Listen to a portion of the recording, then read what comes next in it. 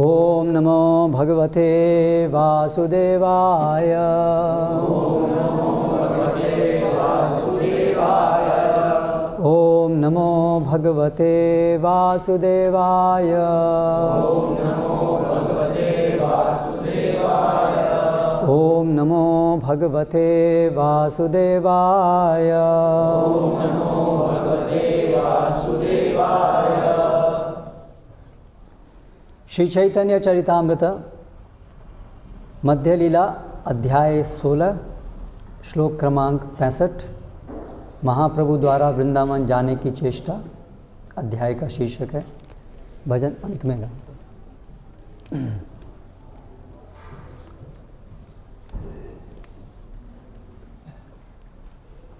ताहाँ सिद्धि करे है न अन्य न देखिए,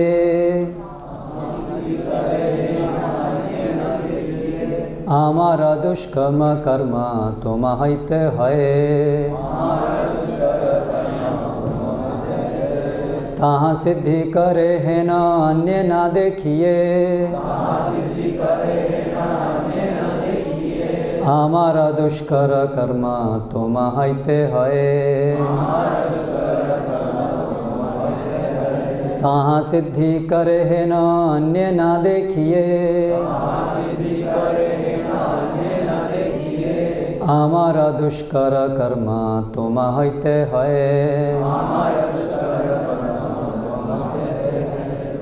तहाँ वहाँ सिद्धि सफलता करे कर सकते हो है ना जो अन्य कोई व्यक्ति ना नहीं देखिए देखता हूँ हमारा मेरा दुष्कर कठिन कर्म कार्य तुम्हारे हिते द्वारा है सफल होता है। अनुवाद एवं तात्पर्य द्वारा कृष्ण कृपा मूर्ति श्री श्रीमद् अभय चरणारविंद भक्ति वेदांत स्वामी श्रील प्रभुपाद। श्री चैतन्य महाप्रभु ने कहा, तुम, ये नित्यानंद प्रभु को संबोधित करते हुए चैतन्य महाप्रभु ये वचन कह रहे हैं, तुम वह कार्य कर सकते हो जिसे मैं भी नहीं कर सकता। तुम्हारे अतिरिक्त मुझे गौड़ देश में कोई ऐसा व्यक्ति नहीं मिल सकता जो मेरे उद्देश्य को वहाँ पूरा कर सके। तात्पर्य, भगवान चैतन्य का उद्देश्य इस युग के पतित जीवों का उद्धार करना है। इस कलयुग में लगभग 100% जनता पतित है। निश्चय ही श्री चैतन्य महाप्रभु ने अनेक पतित जीवों का उद्धार किया, किंतु उनके शिष्य उच्च जाति से आए थे।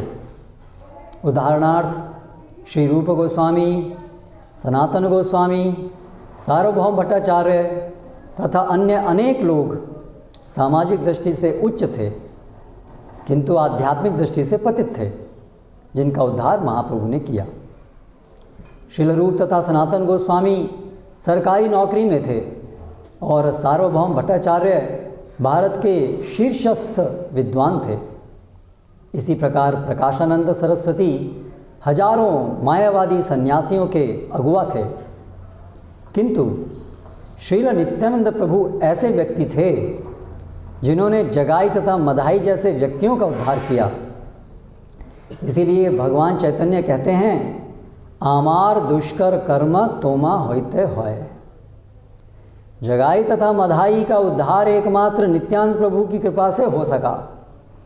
जब उन्होंने नित्यानंद प्रभु को घायल कर दिया तो भगवान चैतन्य क्रुद्ध हुए और उन्होंने अपने सुदर्शन चक्र से उन्हें मार डालने का निश्चय किया, किंतु नित्यानंद प्रभु ने उन्हें महाप्रभु के रोष से बचाया और उनका उद्धार किया। गौर निताय अवतार में यह माना जाता है कि भगवान असुरों का वध नहीं करेंगे।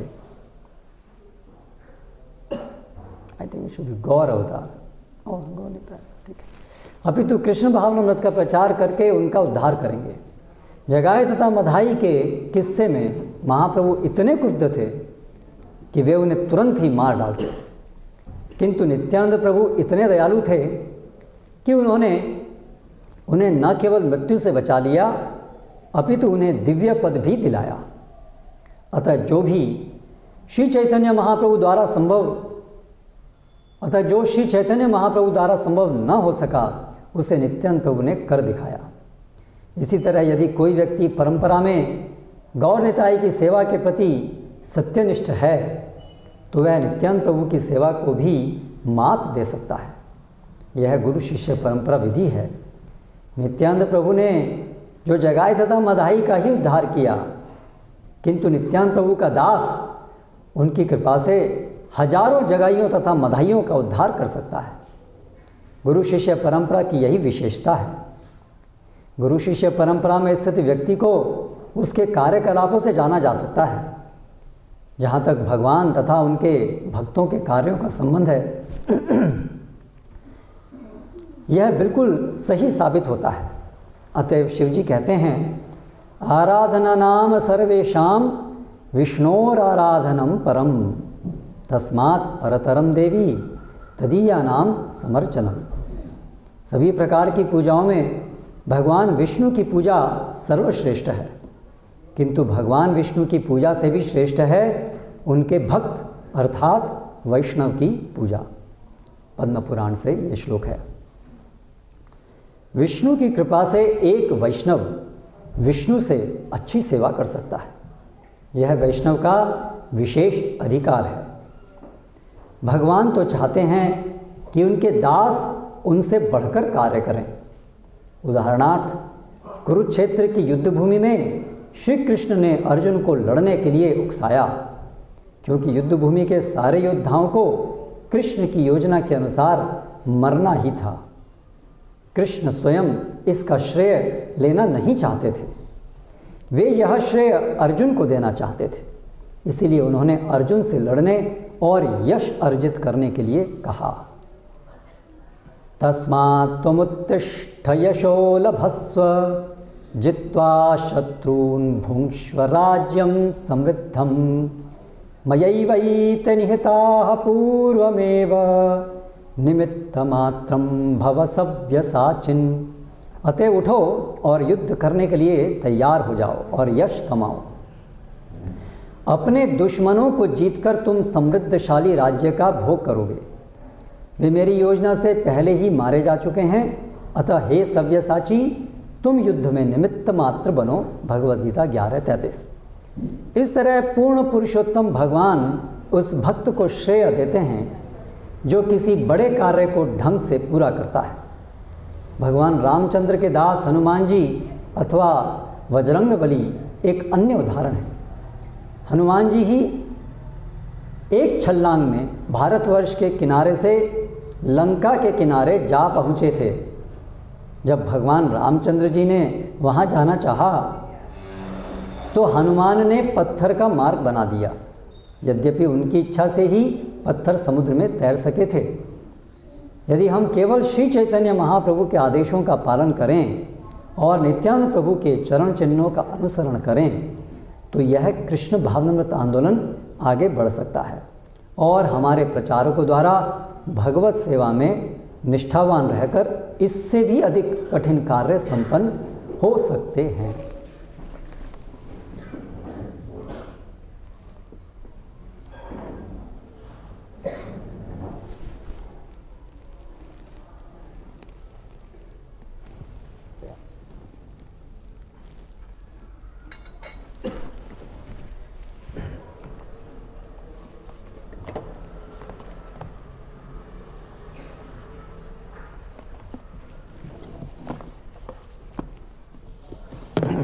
ओम ज्ञानतिमिरान्धस्य ज्ञानञ्जनशलाकया चक्षुरुन्मीलितं येन तस्मै श्रीगुरवे नमः।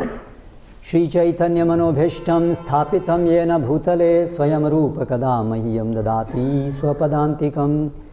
वन्देऽहं श्रीगुरो श्रितः पदकमलं श्रीगुरून् वैष्णवांश्च श्रीरूपं साग्रजातं सहगणरघुनाथान्वितं तं सजीवं साद्वैतं सावधूतं परिजनसहितं कृष्णचैतन्यदेवं श्री राधा कृष्ण पादान् सहगण ललिता श्री विशाखान्वितांश्च।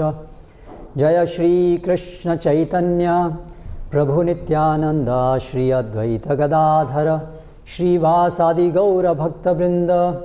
हरे कृष्णा कृष्ण कृष्ण हरे हरे, हरे राम राम राम हरे हरे।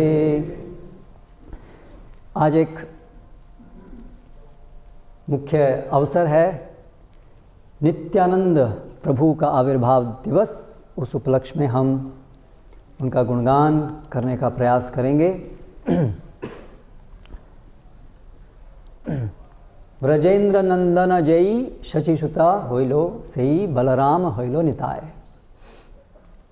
कृष्ण लीला में भगवान जो कृष्ण हैं और उनके बड़े भाई के रूप में बलराम जी आते हैं।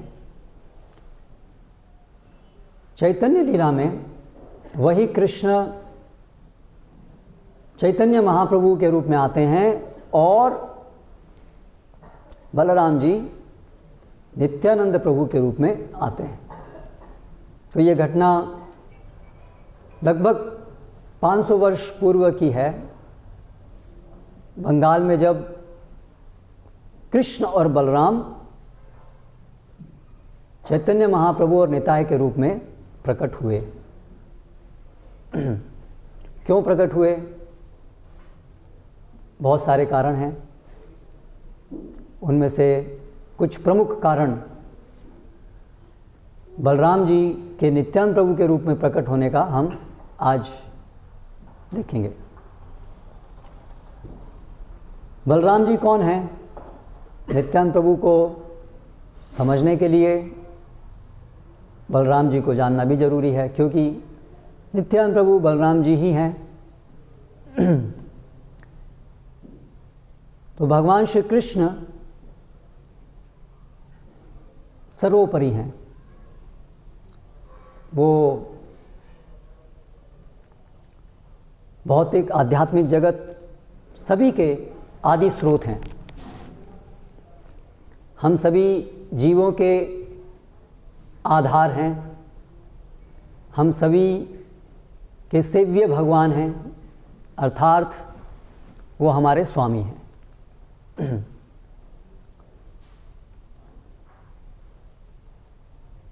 भगवान श्री कृष्ण स्वयं अपना अलग अलग रूपों में विस्तार करते हैं अपने उद्देश्यों को पूरा करने के लिए। उन्हीं विस्तारों में कुछ स्वांश अवतार कहे जाते हैं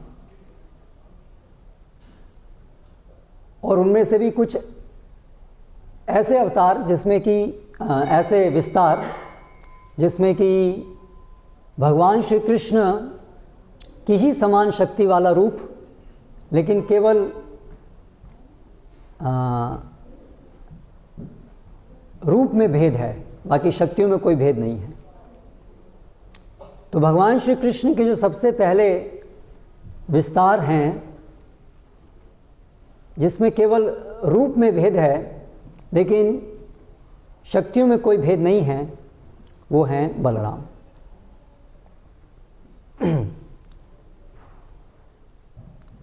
आध्यात्मिक जगत में भगवान अनेक अनेक लीलाएं करते हैं अपने रस के वर्धन के लिए, आनंद के वर्धन के लिए। और इन लीलाओं में भगवान के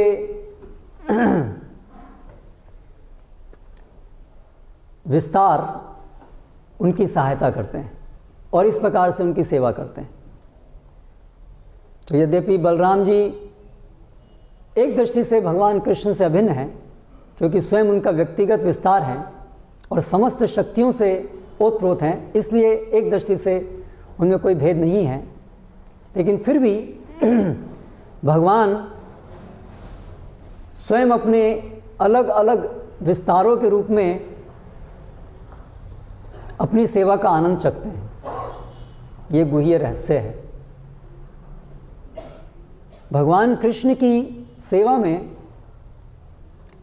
ऐसा आनंद है जिसको चखने के लिए भगवान स्वयं अपना विस्तार करते हैं और एक सेवक का रूप धारण करते हैं, यानी भगवान स्वयं अपनी सेवा करते हैं। उनकी सेवा में इतना आनंद है कि भगवान उसको आस्वादन करने के लिए ये रूप लेते हैं।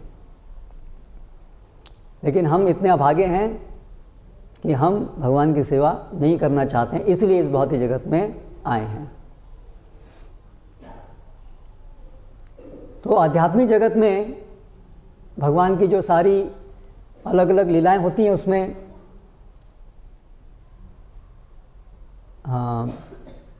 अलग अलग प्रकार से सहायता करते हैं बलराम जी। वृंदावन की लीलाओं में जब भगवान कृष्ण बलराम यहाँ 5000 वर्ष पूर्व आए, तब वृंदावन में किस प्रकार से वो अपने अंतरंग भक्तों के साथ में लीला विलास करते हैं, वो प्रदर्शन यहाँ पर उन्होंने किया। किस लिए किया? हम बद्ध जीवों को आमंत्रित करने के लिए कि आप क्यों यहाँ इस भौतिक जगत में, इस जेल में सड़ रहे हैं, वापस चलो घर वृंदावन और इस प्रकार की जो नित्य भगवान की लीलाएं उसमें भाग लो। तो उन सभी लीलाओं में हम देखते हैं कैसे बलराम जी भगवान कृष्ण के हमेशा साथ रहते हैं, बड़े भाई के रूप में, लेकिन कभी सखा के रूप में, कभी सेवक के रूप में, अलग अलग रूप में भगवान की सेवा करते हैं। बलराम जी फिर अपना भी विस्तार करते हैं भगवान कृष्ण की अलग अलग सेवाओं को संपन्न करने के लिए। मुख्य रूप से बलराम जी 5 रूपों में अपना आगे विस्तार करते हैं। इसका वर्णन चैतन्य चैतामृत में और शास्त्रों में अलग जगह पर दिया है। संकर्षण कारण तोयशायी गर्भोदशायी च पयोब्धिशायी शेषश्च यस्यांश कला स नित्यानंदाख्य रामः शरणं ममास्तु। इस श्लोक का अर्थ है, नित्यानंद राम उनकी शरण में मैं जाता हूँ जो अपना विस्तार करते हैं भगवान की सेवा के लिए संकर्षण के रूप में, कारण दकशाई विष्णु के रूप में, गर्भोदकशाई विष्णु के रूप में, क्षीरोदकशाई विष्णु के रूप में और अनंत शेष के रूप में। तो ये 5 रूप में बलराम जी आगे विस्तार करते हैं जिससे भगवान की सेवाएं और अधिक कर सकें। भगवान की सेवा करने का कोई सीमा नहीं है। और ये हम देखते हैं बलराम जी के द्वारा कि अनंत शेष के रूप में वो भगवान की सेवा उनकी बढ़ती जाती है, लेकिन कभी उसकी सीमा नहीं आती है। तो उसमें से जो ये 4 विस्तार हैं, संकर्षण, कारणदकशाई विष्णु, गर्भदकशाई विष्णु और क्षीरदकशाई विष्णु, उन 4 रूप में भगवान विशेष रूप से इस भौतिक जगत के अंदर जो भौतिक जगत का निर्माण है, भौतिक जगत का संचालन है, वो सब कार्य, जीवों का संचालन इत्यादि, वो सब जो कार्य भगवान के हैं, उन कार्यों में भगवान की सहायता करते हैं। कारणदकशाई विष्णु, संकर्षण, सबसे पहले महासंकर्षण, वो एक भगवान के, बलराम जी के ऐसे विस्तार हैं जिनसे सारे भौतिक जगत के अंदर जितने भी पुरुष अवतार हैं वो उनसे उद्गम उनका होता है। तो सबसे पहले जो इस भौतिक जगत का जब सृजन करना होता है तो भगवान जिस रूप को धारण करते हैं सृजन करने के लिए जगत का, उनको पुरुष अवतार कहते हैं। पुरुष अवतार भगवान के वो अवतार हैं, वो विस्तार हैं। अवतार का अर्थ होता है जो आध्यात्मिक जगत से इस भौतिक जगत में आते हैं। तो इस भौतिक जगत के आने से पहले, इस भौतिक जगत में आने से पहले भगवान इस भौतिक जगत का सृजन करते हैं अपनी शक्तियों के द्वारा। तो वो रूप जो इस भौतिक जगत का सृजन करता है उनको पुरुष अवतार कहते हैं। ये सारे पुरुष अवतार आध्यात्मिक जगत में भगवान के जिस रूप से उदित होते हैं वो संकर्षण कहलाते हैं। और ये संकर्षण बलराम जी के विस्तार हैं। तो इस प्रकार से इस संपूर्ण भौतिक जगत का जो विस्तार है, निर्माण है, सृजन है, वो बलराम जी के द्वारा भगवान श्री कृष्ण कराते हैं। और उसमें सबसे पहले जो पुरुष अवतार हैं वो कारणदकशाय विष्णु हैं, जो कारण समुद्र के ऊपर शयन करते हुए जिनके रोम छिद्रों से अनंत कोटि ब्रह्मांडों का सृजन होता है। फिर अपने दूसरे विस्तार में गर्भदकशाय विष्णु के रूप में एक एक ब्रह्मांड के अंदर भगवान अपने स्वेद से इस ब्रह्मांड को जल से भर देते हैं आधा, जिसको गर्भ समुद्र कहते हैं। और इस गर्भ समुद्र में गर्भदकशाय विष्णु जो दूसरे पुरुष अवतार हैं उसके रूप में भगवान शयन करते हैं, और उनकी नाभि से एक पुष्प उदित होता है, जिस पुष्प के ऊपर इस ब्रह्मांड के प्रथम जीव ब्रह्मा का सृजन होता है, ब्रह्मा जी का जन्म होता है। और भगवान के द्वारा ब्रह्मा जी को फिर शक्ति प्रदान की जाती है, जिससे वो आगे इस ब्रह्मांड के अंदर अन्य सारे लोकों का निर्माण कर सकें, अन्य सारे जीवों को शरीर प्रदान कर सकें। ये सारा कार्य फिर आगे ब्रह्मा जी उपसृजन के रूप में करते हैं। फिर हर एक जीव के हृदय में एक और पुरुष अवतार के रूप में, जिनको क्षीरदकशाय विष्णु कहते हैं, भगवान अपना एक और विस्तार करते हैं, जिनको हम परमात्मा भी कहते हैं। ये परमात्मा फिर हर जीव की इच्छाओं के अनुसार उनको अलग अलग शरीर प्रदान करते हैं, अलग अलग स्थितियां प्रदान करते हैं, जिससे वे जीव अपनी इच्छा की पूर्ति के लिए कार्य कर सकें और उसके अनुसार इस भौतिक जगत में जन्म मृत्यु के चक्र में वो अलग अलग शरीर धारण करते रहते हैं। तो ये 4 बलराम जी के विस्तार हैं, जिनसे ये भौतिक जगत का सब ये कार्य होता है। और फिर जो शेषनाग, जो अनंत शेष हैं, आपने देखा होगा भगवान विष्णु अनंत शेष की शैया पर शयन करते हैं, तो वो जो अनंत शेष हैं वो भी बलराम जी के ही विस्तार हैं। अनंत शेष भगवान की व्यक्तिगत रूप से सेवा करते हैं। जैसे भगवान की व्यक्तिगत शैया जो बनते हैं वो खुद अनंत शेष बनते हैं। भगवान कृष्ण की इस प्रकार से व्यक्तिगत जो उनके सारे कार्य होते हैं, उनके बैठने का स्थान, लेटने का स्थान इत्यादि, वो सब स्वयं, वो सब भगवान अनंत के विस्तार होते हैं। आध्यात्मिक जगत में कुछ भी चीज़ जड़ नहीं है, हर चीज़ वहाँ चेतन है। और व्यक्तिगत जो भगवान की सेवा का ये सारे चीज़ें आवश्यक हैं, वो सब बलराम जी स्वयं अपने विस्तार करके करते हैं, शेष, अनंत शेष के रूप में। तो इस प्रकार से हम बलराम जी की महानता को कुछ हद तक समझ सकते हैं कि कैसे वो भगवान की सेवा में रत हैं। तो ये जो बलराम हैं, ये जब भगवान श्री कृष्ण चैतन्य महाप्रभु के रूप में आते हैं तो स्वाभाविक है कि ये बलराम जी भी चैतन्य महाप्रभु के साथ अवतरित होते हैं, अभी चैतन्य महाप्रभु की लीलाओं में उनकी सहायता करने के लिए। तो श्री चैतन्य महाप्रभु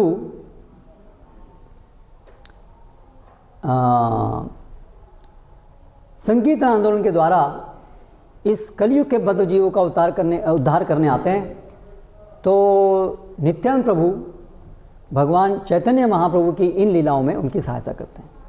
तो इसलिए कृष्णदास कविराज गोस्वामी कहते हैं, एई रूपे नित्यानंद अनंत प्रकाश, से ही भावे कहे मुई चैतन्य रदास। नित्यानंद प्रभु भी अनंत अनंत अलग अलग प्रकाश, अलग अलग प्रकार से चैतन्य महाप्रभु की सेवा करते हैं। और वो हमेशा उनकी भावना क्या रहती है, मुई चैतन्य दास, मैं चैतन्य का दास हूँ। कभु गुरु कभु सखा कभु भृत्य लीला, पूर्वयेन तीन भावे व्रज कैल खेला। जिस प्रकार कृष्ण लीला में बलराम जी कभी गुरु, कभी बड़े भाई के रूप में कभी सखा के रूप में, कभी सेवक के रूप में भगवान की सेवा करते हैं। उसी प्रकार नित्यानंद प्रभु भी कभी उनके बड़े के रूप में, कभी उनके सखा के रूप में और कभी सेवक के रूप में चैतन्य लीला में भाग लेते हैं, चैतन्य लीला में उनकी सेवा करते हैं। श्री चैतन्य सई कृष्ण नित्यानंद राम, नित्यानंद पूर्ण करे चैतन्य रकाम। तो इस प्रकार से चैतन्य महाप्रभु का काम, उनकी इच्छाएं, चैतन्य महाप्रभु की इच्छाएं वो सब पूर्ण करते हैं नित्यानंद प्रभु।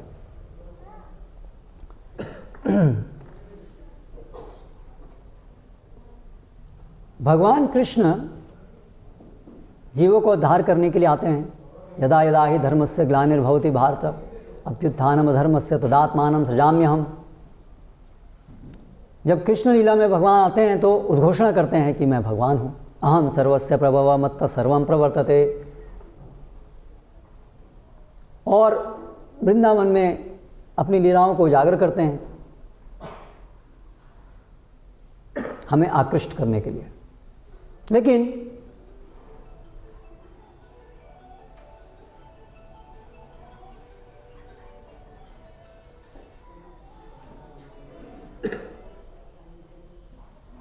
कृपया हाथ जोड़ के विनती है, एक बार दोबारा देख लीजिए। कोई मोबाइल बीच में इतना विघ्न होता है, ये एक छोटी सी बात आप लोग नहीं समझ सकते हैं।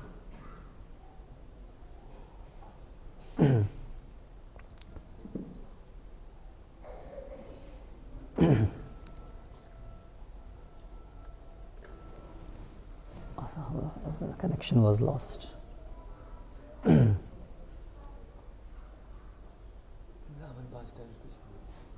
Yeah. So वृंदावन में प्रकाशित करते हैं हमें आकृष्ट करने के लिए। लेकिन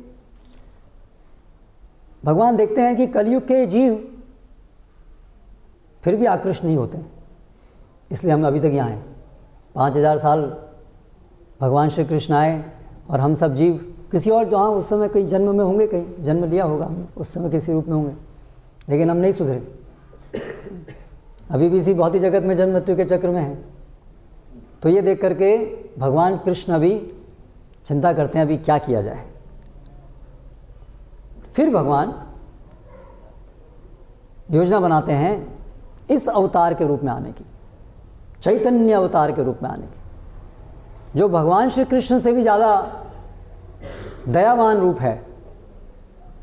और इसमें भगवान श्री कृष्ण एक भक्त के रूप में आते हैं और एक बड़ा सरल विधि संकीर्तन के द्वारा जीवों का उद्धार करते हैं। क्योंकि कलयुग के जीव बड़े अयोग्य जीव हैं। कलर देव शनिधे राजन अस्ति एको महान गुणा कीर्तनादेव कृष्णस्य मुक्त संग परम व्रजेत। Krishna Krishna Krishna, there is no hope, there is no hope। ये मोबाइल केवल कलेक्शन करने से ही कुछ काम होगा, and things again and again, फिर भी कुछ नहीं होता है।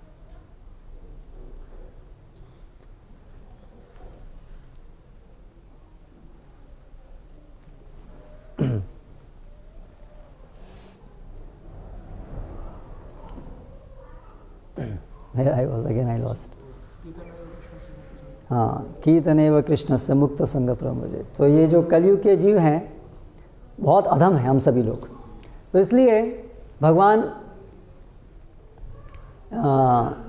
एक सरल विधि भगवान के नाम के संकीर्तन के द्वारा उद्धार करने के लिए ये संकीर्तन आंदोलन आरंभ करते हैं। संकीर्तन प्रवर्तक श्री कृष्ण चैतन्य, संकीर्तन के प्रवर्तक हैं श्री कृष्ण चैतन्य। तो ये जो भक्ति सिखाने के लिए चैतन्य महाप्रभु भक्त के रूप में आते हैं, तो ये जो भक्ति हम संपन्न करते हैं उसके माध्यम से ही केवल भगवान श्री कृष्ण के साथ जो हमारा शाश्वत संबंध है वो स्थापित हो सकता है, अन्य और कोई विधि नहीं है। हम अपने बलबूते पर भगवान श्री कृष्ण को प्राप्त नहीं कर सकते हैं, क्योंकि हम मायाग्रस्त हैं, पूरी तरह से माया के चंगुल में हैं और हमारी कोई शक्ति नहीं है अपने आप इस माया से निकलने की। और माया के चंगुल में हम अपनी इच्छा से गिरे हैं, अपनी इच्छा का दुरुपयोग करके।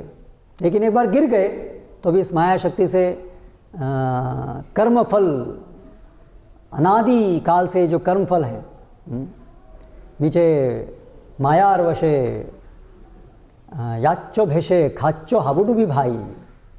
हम पूरी तरह से, जैसे व्यक्ति जो समुद्र में गिर गया हो कैसे लाचार हो जाता है, उसी प्रकार से हम इस माया रूपी समुद्र में गिर कर के एक लाचार व्यक्ति की तरह से हैं, क्योंकि कर्मफल बहुत सारे, हमें उसको हम हटा नहीं सकते हैं, हटाने जाते हैं और नए नए कर्मफल भी बनाते रहते हैं। इसलिए हम पूरी तरह से आश्रित हैं भगवान के ऊपर। तो ये जो भक्ति है वो भगवान की शरण लेना, इससे आरंभ होती है। और इसीलिए भक्ति से ही भवसागर से हम तर सकते हैं, और तर करके भगवान का जो प्रेम प्राप्त करना है वो केवल भक्ति से ही संभव है, भगवान की शरण लेने से ही संभव है। तो ये जो पूरी इस गर्त से, इस भवसागर से निकलकर भगवान का जो प्रेम प्राप्त करना, इतना जो ऊंचा लक्ष्य है, उसको प्राप्त करने के लिए हमें आध्यात्मिक बल चाहिए, जिससे हम इस माया के कठोर जंजाल से निकल सकें। दैवीयेश गुणमयी हम माया दुरत्यया, ये माया जो है बड़ी दुरत्यया है, इसको लांघ पाना, इसके लिए हमें आध्यात्मिक बल चाहिए। ये जो आध्यात्मिक बल है ये हैं बलराम, इसलिए उनका नाम बला। ये जो बल है उसका एक अर्थ है कि वे हमें, जीवों को जो भगवान की भक्ति करना चाहते हैं, वो ये बल प्रदान करते हैं। इसलिए मुंडक उपनिषद में वर्णित है, नायम आत्मबलहीनेन लभ्यो न च प्रमादात् तपसो वाप्य लिंगात् एतैरुपायैर्यतते यस्तु विद्वान् तस्यैष आत्मा विशते ब्रह्मधाम। जिस व्यक्ति के पास ये आध्यात्मिक बल नहीं है, न अयम आत्मा, वो आत्मा को, भगवान को कभी नहीं समझ सकता। बलहीनेन, जिसके पास ये आध्यात्मिक बल नहीं है वो कभी भगवान को नहीं समझ सकता। न च प्रमादात्, जिसकी इंद्रियां नियंत्रित नहीं हैं बल के अभाव में, तो कौन भगवान को समझ सकता है? जिसके पास ये बल है। एतैर उपायैर यतते, जो विद्वान इन उपायों से प्रयास करता है। क्या उपाय से? आध्यात्मिक बल प्राप्त करने के उपाय से प्रयास करता है। तस्य ईश आत्मा, उसके लिए वो व्यक्ति, एष आत्मा, इस आत्मा को प्राप्त करता है ब्रह्मधाम, ब्रह्मधाम में प्रवेश करता है, वैकुंठ लोक में प्रवेश कर सकता है। तो इसके लिए हमें आवश्यकता है आध्यात्मिक बल की। ये भौतिक जगत के अंदर जो हम रमण करते हैं वो माया के बल से करते हैं, वो भी हमें बल चाहिए, अपने आप तो हम कुछ भी नहीं कर सकते हैं। हम पूरी तरह से आश्रित हैं भगवान और भगवान की अलग अलग शक्तियों पर। इस माया जगत के अंदर हम देखते हैं बहुत से लोग बड़े वीर होते हैं, कर्मवीर, अलग अलग प्रकार के शूरवीर, देशवीर, बहुत सारे वीर हैं, बहुत सारे बुद्धिमान लोग हैं, पीएचडी होल्डर्स हैं, बड़े धनी लोग हैं, उच्च कुल में जिनका जन्म हुआ है ऐसे लोग हैं। ऐसी बड़ी बड़ी शक्तियाँ हैं जो लोगों के अंदर जो हम देखते हैं। लेकिन वो सभी शक्तियाँ वो माया के द्वारा उनको दी जाती हैं, जो उनको गुमराह करती हैं, जो उनको ठगती हैं, क्योंकि माया का यही काम है। माया का अर्थ क्या है? हरे कृष्णा। अनाउंसमेंट बच्चों के लिए नहीं किया?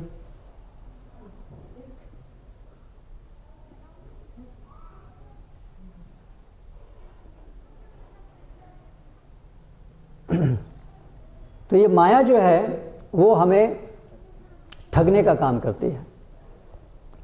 वो हमें ऐसा दिखाती है कि हम बड़े शक्तिशाली हैं, लेकिन वास्तव में हम खोखले होते हैं, क्योंकि ये जो माया के द्वारा हमें शक्ति दी गई है, इससे हम जन्म मृत्यु के चक्र में और अधिक फंसते जाते हैं।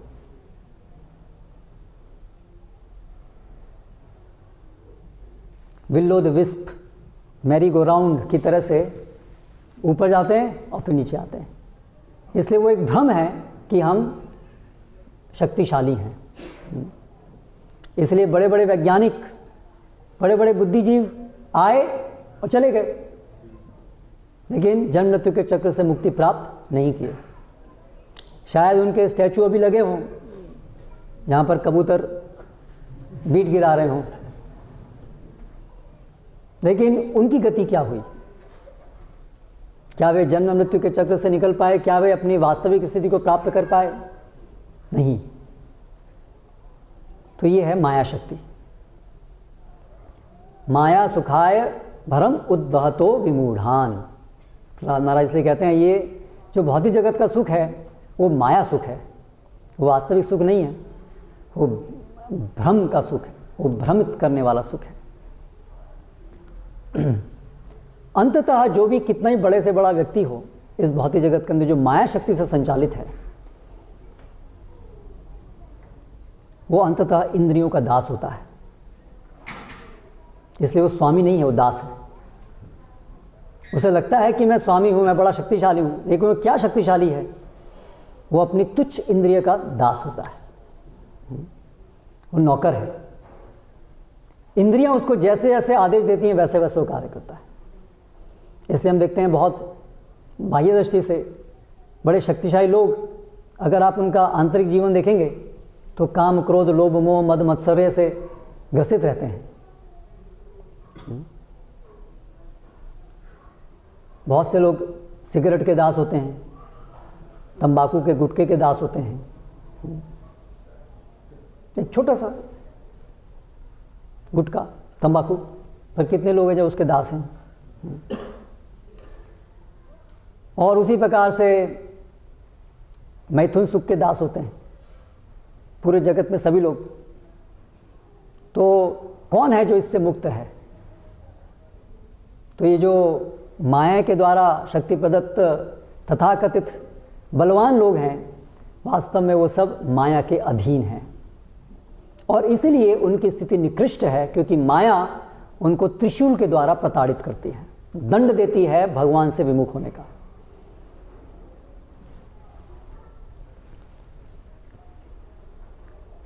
यदि किसी को ये समझ में आता है कि मैं माया दास हूँ, ये मेरी अच्छी स्थिति नहीं है, क्योंकि माया एक चुड़ैल की तरह से है।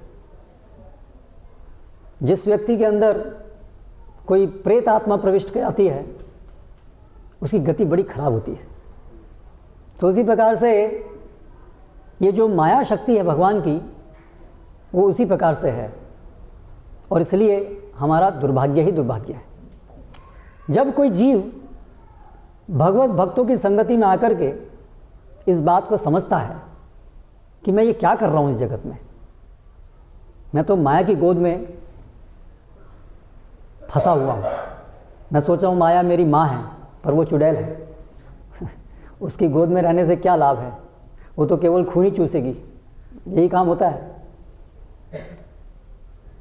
जब ये जीव समझता है और ये भी समझता है कि केवल भगवान की शरण में जाने से ही मेरा उद्धार हो सकता है, तब उसकी भक्ति आरंभ होती है। श्रद्धावान जन होय भक्ति अधिकारी, इसको श्रद्धा कहते हैं। और तब से भगवान की जो अंतरंग शक्ति है वो उसको आश्रय प्रदान करती है। माया शक्ति बहिरंगा शक्ति है, और भगवान की जो शक्ति भगवान की सेवा में हमें प्रयुक्त करती है, हमें आगे बढ़ाती है, वो अंतरंग शक्ति होती है। उस अंतरंग शक्ति के आश्रय में हम भक्ति आरंभ करते हैं, और उस भक्ति के मार्ग में भगवान स्वयं अपनी शक्ति से हमें पोषित करते हैं, और जिस रूप से वो हमें अपनी शक्ति से पोषित करते हैं वो हैं बलराम जी। जैसे जैसे हम भगवत भक्तों की संगति में अधिकृत भक्ति क्रिया करते जाते हैं, जो भक्ति योग तन्नाम गणादिभिः, भगवान के नाम श्रवण कीर्तन से जो आरंभ होने वाली जो विधि है, उसके द्वारा जब हम आगे बढ़ते जाते हैं तो हम अनुभव करते हैं कि अभी हम माया के चंगुल से धीरे धीरे निकल रहे हैं। इसकी सबसे पहली अभिव्यक्ति क्या होती है कि हम इंद्रियों की गुलामी से मुक्त होना शुरू करते हैं। ये हम अपने जीवन में अनुभव करते हैं कि अभी जो हम पूरी तरह से इंद्रियों के गुलाम थे, अभी धीरे धीरे हम इन इंद्रियों के ऊपर वश प्राप्त कर पाते हैं। काम, क्रोध, लोभ, मोह, मद और मात्सर्य, ये जो 6 प्रमुख वेग हैं जो हमें इंद्रियों की दासता करने के लिए विवश करते हैं और जिसके अंतर्गत हम अलग अलग पाप कर्म करने के लिए विवश होते हैं, धीरे धीरे हम पाते हैं कि जैसे हम भक्ति आरंभ करते हैं तो सबसे पहले इन पाप कर्म के करने की इच्छाओं से हम मुक्त होते हैं। तो ये जो परिवर्तन होता है, ये जो शक्ति में प्राप्त होती है, ये बलराम जी के द्वारा हमें प्राप्त होती है।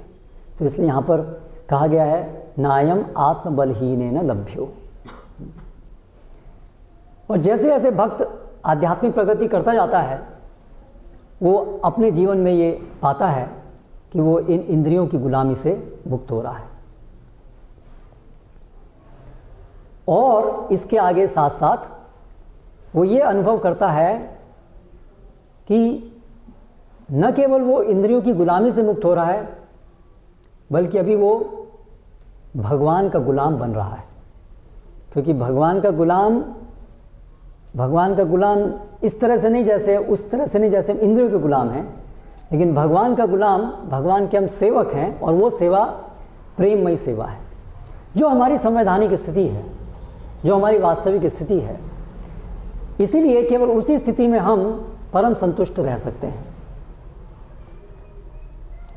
तो भक्ति के द्वारा जो हम ये अनुभव करते हैं कि हम माया की गुलामी से निकल रहे हैं और भगवान की सेवक बन रहे हैं, भगवान की सेवा में निष्ठ हो रहे हैं, ये जो शक्ति है जो ये संभव कराती है, वो बलराम जी के द्वारा हमें प्राप्त होती है।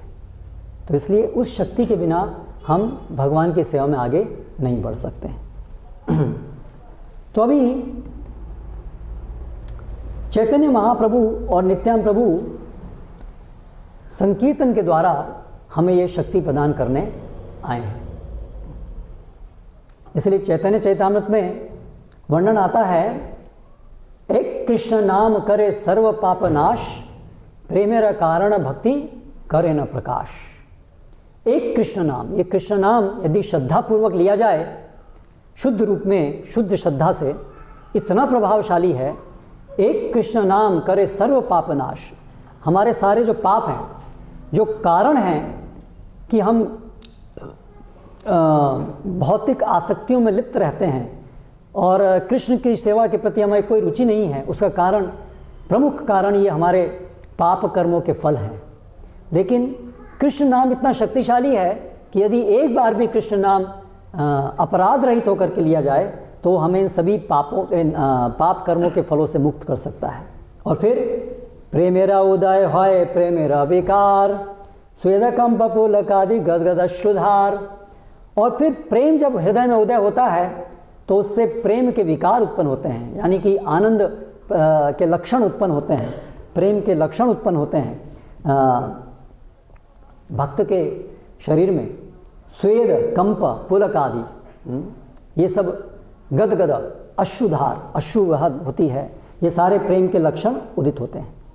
लेकिन आगे कहा गया है, हे न कृष्ण नाम यदि लय बहुबार, तबे नहीं प्रेम, तबे यदि नहीं प्रेम नहीं अश्रुधार। लेकिन यदि कोई व्यक्ति बार बार कृष्ण नाम ले रहा है लेकिन फिर भी उसके अंदर प्रेम का उदय नहीं हो रहा है और ये प्रेम के लक्षण प्रतीत नहीं हो रहे हैं, प्रकट नहीं हो रहे हैं उसके शरीर में, तबे जानी अपराधता हते प्रचुर। तो जान लीजिए कि उसके ये जो नाम जो वो ले रहा है उसमें बहुत अपराध हैं, उसके जीवन में बड़े अपराध हो रहे हैं। वो जो भी भक्ति कर रहा है वो अपराध से कर रहा है, अपराध रहित उसकी नहीं है। कृष्ण नाम बीज नहीं ताहे करे अंकुर। इसलिए जो कृष्ण नाम बीज है वो उसके हृदय में अंकुरित नहीं हो रहा है। भक्ति लता नहीं बन रही है क्योंकि बीज अंकुरित नहीं हो रहा है। भक्ति की उपमा एक भक्ति लता से की है जिसमें कृष्ण प्रेम रूपी फल लगते हैं। तो नाम का जो बीज है वो तो आरोपित हुआ उसके हृदय में, लेकिन अपराध के कारण वो बीज अंकुरित नहीं हो रहा है। जैसे हम देखते हैं कभी बंजर जमीन होती है ना, और पानी नहीं है तो फिर बीज जो है वो अंकुरित नहीं होता है। तो उसी प्रकार से जिसके हृदय में अपराध है तो वो बीज नाम कृष्ण नाम लेने पर भी कृष्ण प्रेम प्राप्त हमें नहीं होता है। तो कलयुग के जीवों की यही स्थिति है। इसलिए हरिनाम लेने पर भी उद्धार होना लोगों का मुश्किल है, क्योंकि उनके जीवन में वर्तमान समय में इतने पाप कर्मों से ग्रस्त जीवन है कि वो हरिनाम शुद्ध रूप में लेने के लिए भी योग्य नहीं है। और ये हम सबकी स्थिति है। आज का इतना प्रदूषित वातावरण है कि इसमें पाप कर्मों की भरमार लगी हुई है। जन्म से माता पिता बच्चे को पाप कर्म करना सिखाते हैं, अंडा खाना सिखाते हैं, चाय पीना, खुद अपने माँ अपने हाथ से बच्चों को चाय पिलाती है। जो चाय पीना भी एक पाप कर्म है, नशा है। तो आज का कलयुग ऐसा है कि माता पिता बच्चे को ट्रेनिंग देते हैं पाप कर्म करने की, क्योंकि खुद तो उसमें एक्सपर्ट है, इसलिए बच्चे को भी वही ट्रेनिंग देते हैं। न तो केवल माता पिता ट्रेनिंग देते हैं बल्कि पूरा समाज का आयोजन पूरा इस तरह से है कि बच्चा पूरा दक्ष बन जाए पाप कर्म करने में। हमारा पूरा इंटरनेट मीडिया है ना, स्कूल की शिक्षा, स्कूल का वातावरण, सब कुछ पाप कर्म करने के लिए ही बना हुआ है। इसलिए परिणाम ये होता है कि हर व्यक्ति पूरे जीवन में पाप कर्म करता रहता है, और ये हमारी वर्तमान स्थिति है। इसलिए हमारी दुर्दशा ऐसी है कि भगवान नाम लेने पर भी वो अंकुरित नहीं होता है। तो क्या किया जाए? इसीलिए आगे कहा, चैतन्य नित्यानंदे नाही यही सब विचार, नाम लैते प्रेम देन वह अशुधार। लेकिन चैतन्य महाप्रभु और नित्यानंद प्रभु ये सब विचार नहीं करते हैं।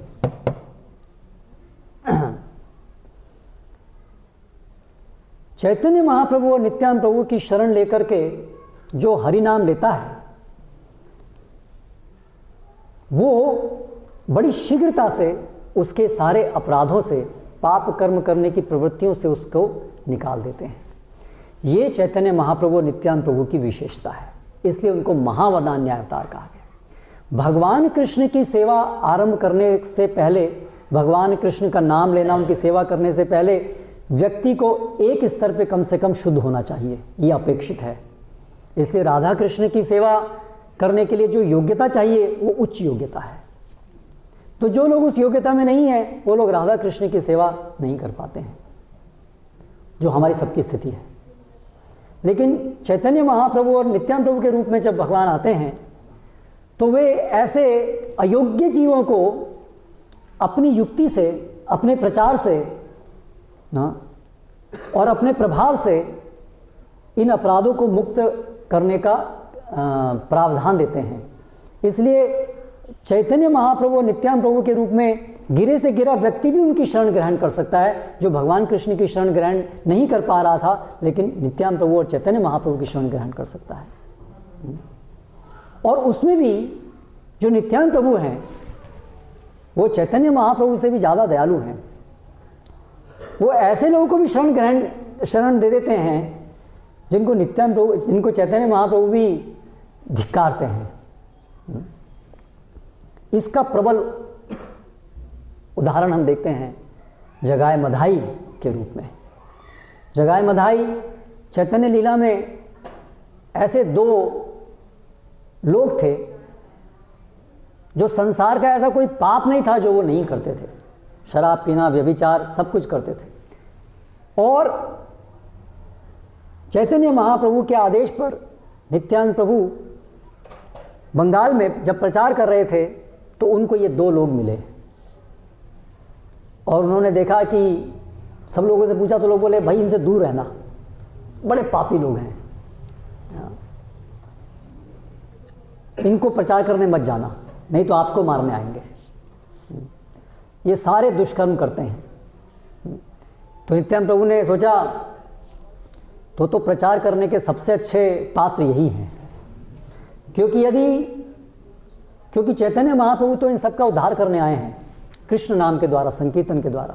तो यदि ये मैं इनको कन्विंस कर पाऊँ कि ये कृष्ण नाम लें और इनका उद्धार हो जाए, तो ये स्थापित हो जाएगा कि चैतन्य महाप्रभु महावदान्याय अवतार है।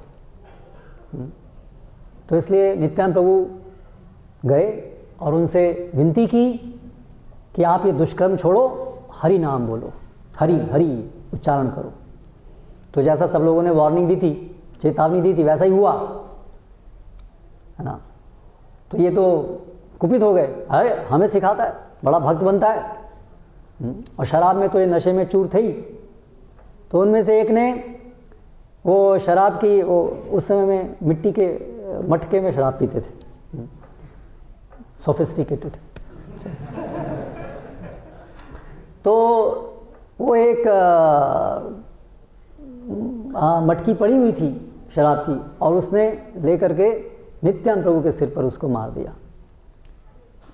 पहले दिन तो गए, पीछे भागने लगे तो नित्यानंद प्रभु चले गए, फिर दोबारा आए, फिर दोबारा उसने मार दिया। फिर ये समाचार अन्य भक्तों के द्वारा चैतन्य महाप्रभु तक पहुंचा, और चैतन्य महाप्रभु को जब ये पता चला कि इस प्रकार से उन्होंने उनके महान भक्त का अपराध किया है, तो चैतन्य महाप्रभु बहुत कुपित हो गए। और चैतन्य महाप्रभु अपना स्वाभाविक जो उनका चक्र है, सुदर्शन चक्र, वो लेकर के उनको मारने के लिए उद्यत हो गए। लेकिन नित्यानंद प्रभु ने उनको कहा कि नहीं, आप उनको मारिए मत, आपका अवतार जो है वो शारीरिक दृष्टि से किसी को मारने के लिए नहीं है, आप इनको मारिए मत। तो ये सब घटनाक्रम को देख करके उन दोनों का जो जगाए मदाही का हृदय पूरा पिघल गया कि जिनको हमने मारा वो हमें बचाने के लिए भगवान से याचना कर रहे हैं। तो उनका हृदय द्रवित हो गया और उन्होंने चैतन्य महाप्रभु की शरण ग्रहण की और उनसे विनती की कि हम ये सब कार्य अभी आगे नहीं करेंगे और हमें माफ़ कीजिए। और चैतन्य महाप्रभु ने फिर जब उन्होंने ये स्वीकार किया कि वो ये गलत कार्य नहीं करेंगे, तो चैतन्य महाप्रभु ने उनको माफ़ किया और फिर वो आगे चल करके तभी से ही वो दोनों जो लोग हैं जगाई मदाई महान भक्त बन गए और चैतन्य महाप्रभु के पार्षदों में से उनकी गणना होने लगी। वो सब बुरे कर्म तो छोड़ दिए और हरे नाम में मदमस्त होकर के प्रचार करने लगे। आज भी वो स्थान है जहाँ पर ये घटना हुई और इस प्रकार से वो लीला आती है। तो ये जो हमने आज श्लोक पढ़ा, तो इसमें चैतन्य महाप्रभु नित्यानंद प्रभु से ये कह रहे हैं, जब वो सभी बंगाल से भक्त आते थे पुरी में रथ यात्रा के समय में और फिर उसके बाद वापस जाते थे, तो बार बार हर साल आते थे। तो चैतन्य महाप्रभु ने नित्यानंद प्रभु से कहा, चैतन्य नित्यानंदे नित्यानंदे कहे प्रभु सुन श्रीपाद यही आमी मागी तुम्ही करह प्रसाद। चैतन्य महाप्रभु ने नित्यानंद प्रभु से कहा कि सुनो, एक चीज़ मैं आपसे मांगता हूँ, कृपया आप मुझे वो प्रदान कीजिए।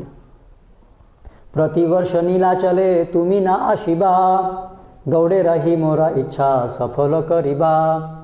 आप हर साल पूरी मत आया करो, आप बंगाल में रहो। तहाँ सिद्धि करे है ना अन्य ना देखिए, हमारा दुष्कर कर्मा तोमा हईते है। क्योंकि ऐसा मैं दूसरा कोई व्यक्ति नहीं देखता हूँ जो मेरा जो कार्य है संकीर्तन से जीवों का उद्धार करना, उसे सफल कर पाए बंगाल में। ऐसा मैं कोई दूसरा व्यक्ति नहीं देखता हूँ, केवल आप ही उसे कर सकते हैं। इसलिए आप वहीं रहिए और यही मेरी इच्छा है। तो एक तो हमें इससे सीखना है कि हमें भगवान की, गुरु की जो इच्छा हो वही हमारी इच्छा होनी चाहिए। अपनी इच्छा से वृंदावन मायापुर में रहने से अच्छा है उनकी इच्छा से अन्यत्र प्रचार करना। और दूसरी जो महान शिक्षा हम यहाँ पर सीख सकते हैं, जो कि तात्पर्य में प्रभुपाद बताते हैं, भगवान की इच्छा से भगवान का भक्त भगवान से भी बड़ा हो सकता है। चैतन्य महाप्रभु की इच्छा से नित्यानंद प्रभु, चैतन्य महाप्रभु जो काम नहीं कर पाए वो नित्यानंद प्रभु किए। नित्यानंद प्रभु कहते हैं आगे, नित्यानंद कहे आमी देह तुम्ही प्राण, देह प्राण भिन्न न है यही तो प्रमाण। हे चैतन्य महाप्रभु, मैं देह हूं और आप प्राण हैं, देह और प्राण में कोई अंतर नहीं होता है। अचिंत्य शक्य कर तुम्ही ताहार घटन, ये कराह से करी नाही का नियम। प्राण जैसे शरीर को चलाते हैं शरीर वैसे चलता है। आप प्राण हैं, मैं शरीर हूं, जैसा आप चलाएंगे मैं वैसा चलूंगा। अगर आप चाहते हैं कि मैं ये काम करूं तो आपकी इच्छा है तो मैं करूंगा, आपके ही प्रभाव से करूंगा। तो ये वास्तविकता है। तो भगवान की इच्छा से, गुरु की इच्छा से एक भक्त गुरु से भी बड़ा कार्य कर सकता है, लेकिन भक्त हमेशा जानता है कि वो कार्य मैं अपनी शक्ति से नहीं कर रहा हूँ, वो सब गुरु की ही शक्ति से कर रहा हूँ। तो प्रभुपाद कहते हैं ये जो हमारा सारा आंदोलन है ये इसी तरह से इसी पे चल रहा है। प्रभुपाद कहते हैं नित्यानंद प्रभु से ही बड़ा हो सकता है कोई नित्यानंद प्रभु की कृपा को प्राप्त करके। नित्यानंद प्रभु ने एक जगह मधाई का उद्धार किया, लेकिन उनकी कृपा प्राप्त करके उनके शिष्य हजारों लाखों जगह मधाई का उद्धार कर सकते हैं। और इसके प्रमाण कौन है? स्वयं शिला प्रभुपाद। जगह मधाई कोई बहुत एक्स्ट्राऑर्डिनरी नहीं थे आज की परिभाषा में। आज तो ये सामान्य है। शराब कौन नहीं पीता है, व्यभिचार कौन नहीं करता है। उस समय में ये अरे ये ऐसे लोग हैं, यूनिक थे, यूनिक उस समय में वो लोग। लेकिन आजकल तो जनसाधारण ऐसा है। चैतन्य प्रभुपाद अमेरिका में गए, आजकल तो इंडियंस भी सब ऐसे हो रहे हैं, दौड़ लगा रहे हैं, पिछाड़ना है हमें, वर्ल्ड पावर बनना है, नंबर 1, सब में नंबर 1 बनना है। तो पाश्चात्य जगत में सब निकृष्ट हैं, उसमें भी नंबर 1 बनना है। पाश्चात्य जगत के लोग जो जो पाप कर्म नहीं कर सकते हैं वैसा वैसा हम करेंगे। एनीवे, तो शिला प्रभुपाद अमेरिका में गए और उस समय तो भारत इतना निकृष्ट नहीं था। तो पाश्चात्य जगत, लेकिन पाश्चात्य जगत आज भी भारत से ज़्यादा निकृष्ट है, वो दूसरी बात है। तो पाश्चात्य जगत में गए और वहाँ पर हिप्पी आंदोलन चल रहा था, जहाँ पर स्वच्छंद जीवन, ड्रग्स लेना, व्यभिचार, ये तो उनका रेगुलेटिव प्रिंसिपल की तरह था। विधि विधान, प्रतिदिन शराब पीना है, प्रतिदिन व्यभिचार करना है, ऐसा ही जीवन था। बहुत सारे लोगों का जीवन आज भी ऐसा ही है। ऐसे लोगों के बीच में जा कर के शिला प्रभुपाद ने प्रचार किया, उनको कन्विंस किया, उनको अपनी शक्ति से सुधारा। वो सब पाप कर्म सब छोड़ करके महान भक्त बन गए। ना कि महान भक्त बने, वो भक्ति के संचारक बन गए। उन्होंने भारत में आकर के हम लोगों का उद्धार किया और पूरे विश्व भर में जाकर के जगह जगह जाकर के संकीर्तन आंदोलन को फैलाया। तो आप देखिए, नित्यानंद प्रभु की कृपा से प्रभुपाद को एक कृपा प्राप्त हुई और उनकी कृपा अभी तक ये चल रही है इस आंदोलन के द्वारा। और हम सब के अंदर वो संभावना है, हम सब के जीवन में, कि हम भी नित्यानंद प्रभु की कृपा, चैतन्य महाप्रभु की कृपा, प्रभुपाद की कृपा को प्राप्त करके जैसा हमारे जीवन में बदलाव आया है वैसा हम दूसरों के जीवन में भी बदलाव ला सकते हैं। तो आप ये आज नित्यानंद प्रभु का आविर्भाव दिन है।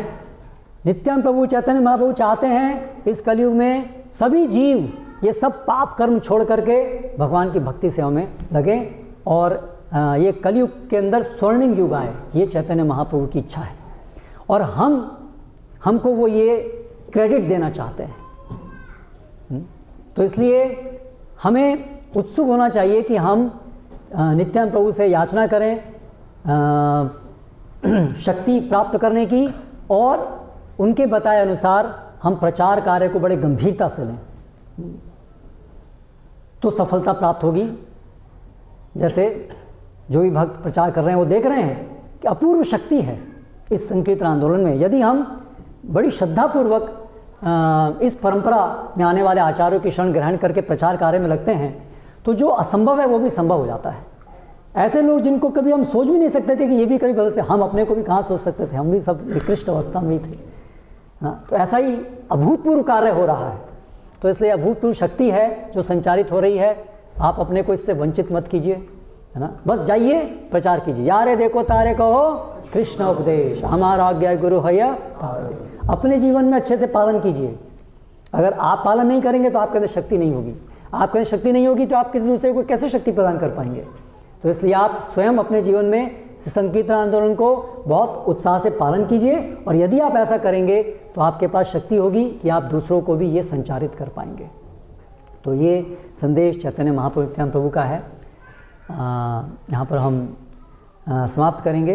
हरे कृष्णा श्री नित्यानंद प्रभु की जय। समय तो हो गया, ठीक है। We can sing this bhajan in the ठीक है। हरे कृष्ण श्रील प्रभुपाद की जय।